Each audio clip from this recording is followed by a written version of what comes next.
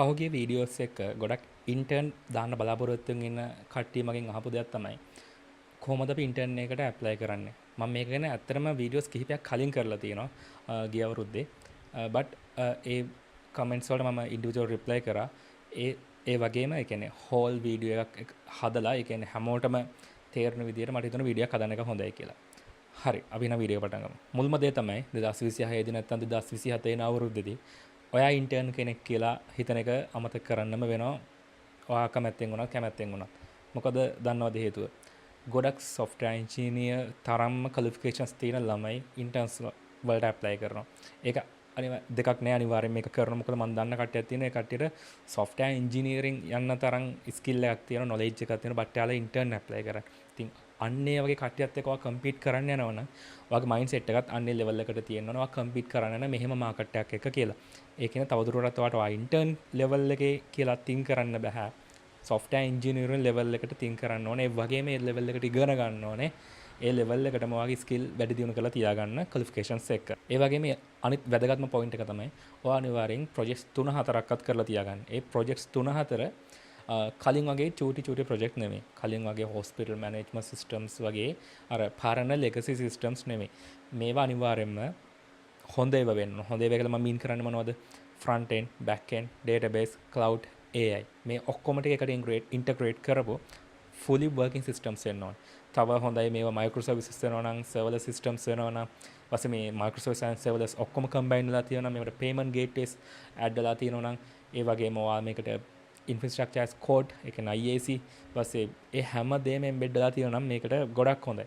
ඒ වගේම මේක තවත් හොඳයි මේක freelance විදියට කරපුව already deployed එකක් න ะ. තවත් හොඳයි මේක ගොඩක් කට්ටිය එකට කරපු freelance එකක් න ะ. තනියෙන් කරනවට වඩා. ඒකට හේතුව මම කලින් වීඩියෝ කියලා ඇති. ඒක ගිහිල්ලා බලන්න. ඒක දැනගන්න කැමති නම්. කලින් පොයින්ට් එකේදී මම කියන්නේ freelance කරන්න ඕනේ කියලා. freelance කරනවා වගේම ඊළඟට කරන්න ඕන මොකද තමයි කැම්පස් එකේ අරවා ඉගෙන ගන්න ඉන්ස්ටිටියුට් එකේ තියෙන clubs and societies වල join වෙන්න. ඒ වගේ අනිවාර්යෙන් projects යනවා ඇති. ඒ වගේ අනිවාර්යයෙන්ම technical පිළ එකක් ඇති. නැත්නම් department එකක් ඇති. ඒ technical පිළ එකට set වෙලා ඒකේ තියෙන web application, mobile application ඒවා කියන්නේ කොහොමද හදන්න කියලා ඉගෙන ගන්න. නැත්නම් ඔයාලට contribute කරන්න පුළුවන්. මම කියන්නේ organizing වගේ වෙන් ඈත් වෙන්න කියලා. ඒවත් කරන්න. ඒව කරන ගමන් technical පැත්තටත් යන්න ගිහිල්ලා ඒවටත් contribute කරන්න. ඒ වගේ ඔයාගේ expertise එක කට්ටියට දෙන්න පුළුවන්. නැත්නම් අනිත් expertise කට්ටියගෙන් ඔයාලට ලොකු knowledge එකක් ගන්න පුළුවන්. ඒ දෙකම කරන්න. මේ හැමදේම කරන කට්ටිය ඉන්නවා. ඒ කට්ටියට මිස් වෙන ලොකුම දෙයක් තියෙනවා. ඒ මොකද්ද? ඔයා යුනිවර්සිටි යන ළමයෙක් නම් ඔයා දැන්ටම දන්නවා GPA එකද skill එකද ඕන කියලා ලොකු debate එකක් යනවා දැන්.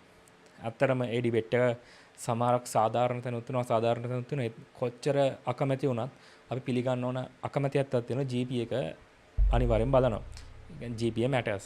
අනිවාර්යයෙන් ඔයාලට හොඳ GPA එකක් තියෙනවා නම් skill අඩු වුණත් ඔයාව ගොඩක් low කියන්නේ ලොකු level එකේ companies වලට ගන්න සම්භාවිතාව වැඩි.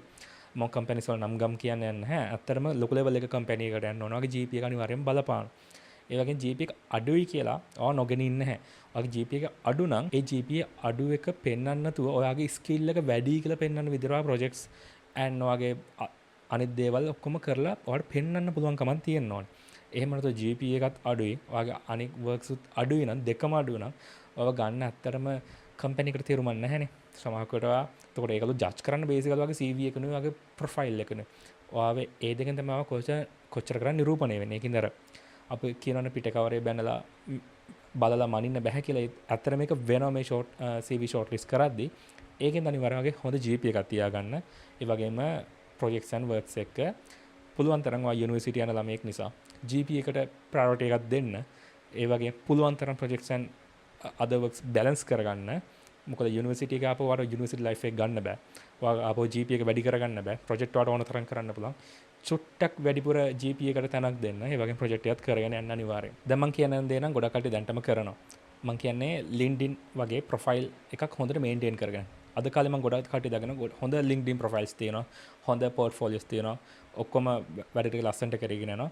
ඒ වගේම ඒවා මේන්ටේන් කරන්න. පෝස්ට් දාන්න, මීඩියම් ආටිකල්ස් දාන්න, YouTube වීඩියෝස් දාන්න මේ වගේ ගොඩක් වැඩ කරන්න, contribute කරන්න, publicly learn කරන්න මම හැමදාම කියනවා වගේ. ඒ දේවල් කරනකොට recruiters වලට නැත්නම් interview කරන කට්ටියටම notice වෙන්න ගන්නවා. ඊපස්සේ ඒක ඔයාලට නිතරම positive impact එකක් එන්නේ.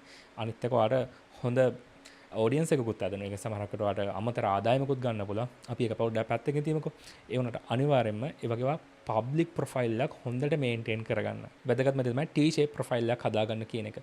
T-shape කිව්වට පස්සේ ඔයා හොඳ බ්‍රෙත් එකක් තියෙන ගොඩක් දේවල් ඔයා දන්නවා. AIML, cloud, software engineering, QA, project management, BA ඔක්කොම දන්නවා. ඒ කියන්නේ හොඳ ලෙවල් එකකට දාන්න බට ඔයා එක දෙයක් ගැන එක්ස්පර්ටීස්. ඔයා වෙබ් ඩෙවලොප්මන්ට් නම් වෙබ් ඩෙවලොප්මන්ට් ගැන එක්ස්පර්ටීස්. ඒ කියන්නේ උප්පරිම යන්න පුළුවන් උපරිම දැනන් ඉන්න ඕන එකට මේ මම කියන්නේ යම් තරමකට ඔයාලට දෙයක් කරගන්න පුළුවන් තරමට දැනන් ඉන්න ඕනේ. ඒ වගේම අනිත් දේ තමයි පුළුවන් නම් ඒ දන්න ප්‍රධාන දේට අමතරව තව එකක් වඩාත් හොඳින් දැනගන්න. දැන් උදාහරණයක් කිව්වොත් මට වෙබ් ඩෙවලොප්මන්ට් සාමාන්‍ය තරමකට කරගන්න පුළුවන්. ඒ වගේම මට ක්ලවුඩ් එකමත් සාමාන්‍ය තරමකට කරගන්න පුළුවන්. එතකොට මගේ දෙකක් තියෙනවා වෙබ් ඇන්ඩ් ක්ලවුඩ් කියලා. ඒ සමහර කෙනෙක්ට ඕක වෙබ් ඇන්ඩ් මොබයිල් වෙන්න පුළුවන්. සමහර කෙනෙක්ට ඕක වෙබ් ඇන්ඩ් තව එකක් වෙන්න පුළුවන්. QA වගේ වෙන්න පුළුවන්. ඒකින දෙකක් විතර තියාගන්න එක පොඩ්ඩක් සේෆ්. මොකද වගේ ජොබ් එක පැත්තට ඔයාලට ඇප්ලයි කරන්න පුළුවන් රේන්ජ් එක වැඩි වෙනවා. ඒ වගේම ඔයාලට ලොකු දෙයකට කන්ට්‍රිබියුට් කරන්න පුළුවන්. ඒ නිසා පොඩ්ඩක් එකකට අමතරව තව එකක් වැඩිපුර තියාගන්න පුළුවන් නම් තවත් හොඳයි. මේ ඔක්කොම කතා කරාට පස්සේ අන්තිමට ඉතුරු වෙන දේ තමයි අපි කොහොමද ඉන්ටර්විව් එකට ෆේස් කරන්න කියලා. ඉන්ටර්විව් එකට ෆේස් කරන්න අනිවාර්යයෙන්ම කතා කරන්න පොඩ්ඩක් කමියුනිකේට් කරන්න ඉගෙන ගන්න. කොහොමද ග්‍රීට් කරන විදිය. කොහොමද අපි කෙනෙක් එක්ක කතා කරන්නේ. කොහොමද අපි ඉන් පර්සන් කතා කරන්නේ. කොහොමද අපි ඔන්ලයින් කතා කරන්නේ. ඒ දේවල් පොඩ්ඩක් ඉගෙන ගන්න. කමියුනිකේෂන් පොඩ්ඩක් ඉගෙන ගන්න. ඉංග්‍රීසි එච්චර ලොකුවට බැරි නම් ඉංග්‍රීසි පොඩ්ඩක් ඉගෙන ගන්න. මොකද අපි බහුතරයකගේ නේටිව් ඉංග්‍රීසි නෙමෙයි. සමහරක සිංහල වෙන්න පුළුවන්, සමහරක තමිල් වෙන්න පුළුවන්. ඒක නිසා පොඩ්ඩක් ඉංග්‍රීසි වැඩිපුර ඉගෙන ගන්න. කමියුනිකේට් කරන විදිහ, මේ දේවල් ඉගෙන ගන්න. ප්‍රැක්ටිස් කරන්න. මොක් ඉන්ටර්විව්ස් වලට යන්න යාළුවොත් එක්ක ප්‍රැක්ටිස් කරන්න. නැත්නම් ඔයාලට AI එක්ක ප්‍රැක්ටිස් කරන්න පුළුවන්. මේ දේවල් කළා කමියුනිකේෂන් ස්කිල් පොඩ්ඩක් වැඩි දියුණු කරගන්න. එතකොට මේ හැම එකම තිබ්බත් තව චූටි ස්ටෙප් එකක් උඩට දාගන්න පුළුවන්. ඔගේ කමියුනිකේෂන් ස්කිල්ස් තව චුට්ටක් වැඩි වෙච්ච ගමන් මම හිතනවා අද මේ කතා කරපු ටිප්ස් ටිකෙන් टॉपिक्स ටිකෙන් ඔයාලට ලොකු ප්‍රයෝජනක් වෙන්න ඇති කියලා වගේ ජොබ් සීකින් වගේ ඉන්ටර්න්ෂිප් සීකින් ගමනට. එහෙනම් මේ ප්‍රශ්නේ අහපු මල්ලිට thank you. මේ වගේ තව ප්‍රශ්න තියෙනවා නම් ඔයාලත් කමෙන්ට් සෙක්ෂන් එකේ දාන්න අපි ඒ ගැන වීඩියෝ කරමු. නැත්නම් මම ඔයාලට පර්සනල් රිප්ලයි කරන්න. එහෙනම් හැමෝටම ඔයාලගේ වැඩ ටික කරගෙන යන්න ජය වේවා.